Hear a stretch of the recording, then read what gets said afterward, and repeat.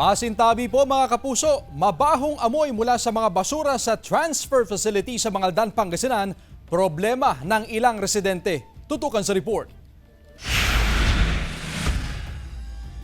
Nagtitinda ng soft drink sa harap ng Mangaldan Transfer Facility si Aling Teresita. Problema raw nilang mabahong amoy na nagmumula sa transfer facility nitong mga nagdaang araw. Mabaho.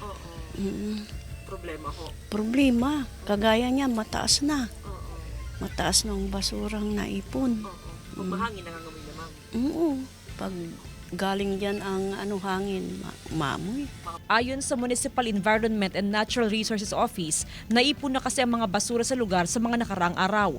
Hindi tulad sa mga nakaraang taon na araw-araw nakokolekta ang mga basurang dinadala sa Waste Management Facility sa Tarlac.